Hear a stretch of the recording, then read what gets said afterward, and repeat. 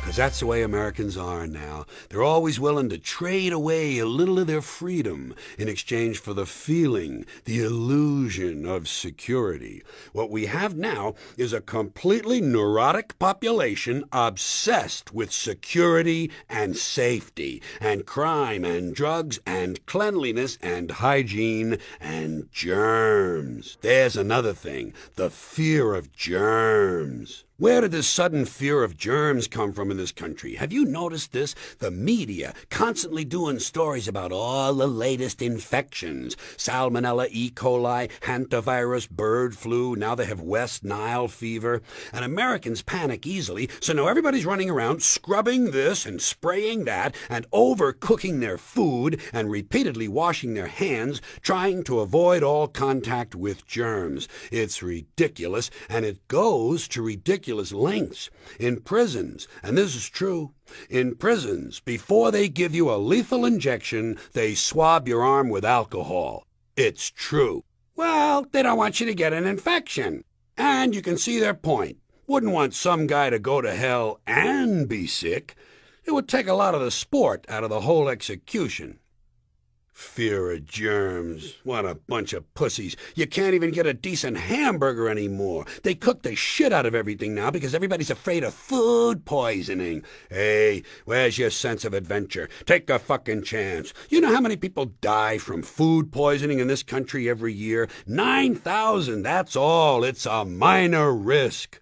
Take a fucking chance. Bunch of goddamn pussies.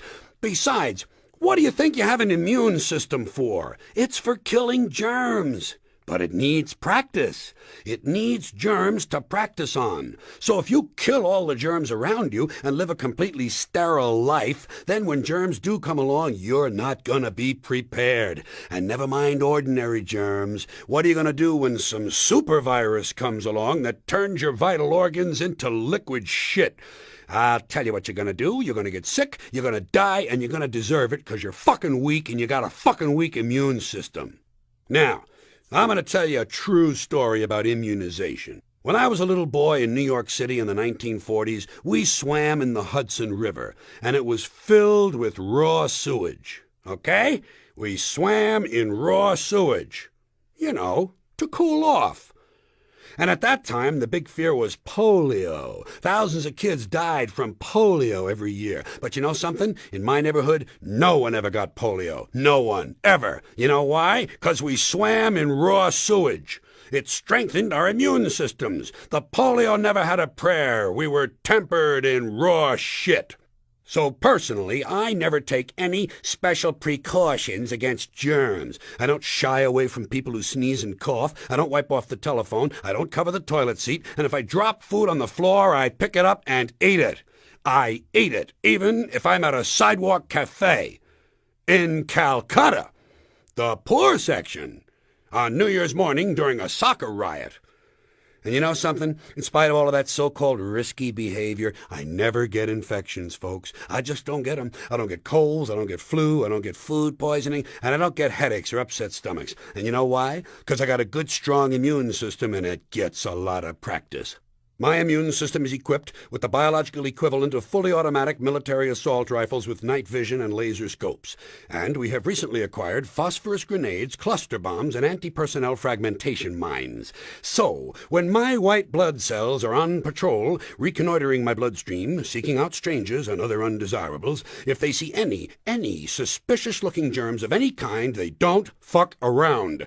They whip out the weapons, wax the motherfucker, and deposit the unlucky fellow directly into my colon.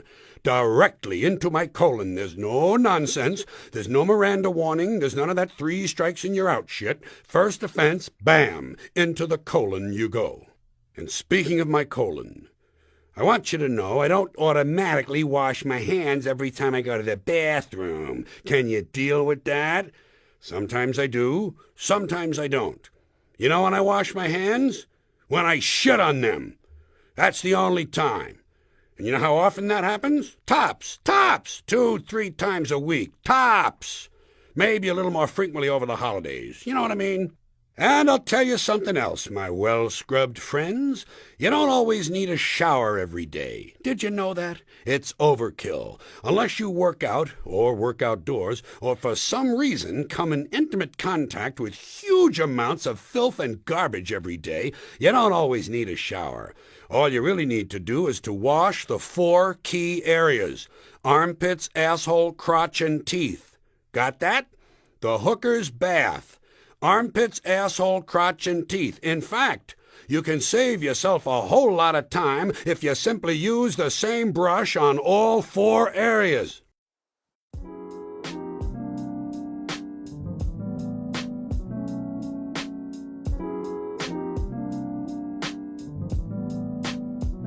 Hey, directly off the flight, why you gotta cry?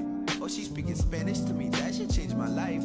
All I ever needed was a little time alone. Plus a girl to press up on my ear just like a phone.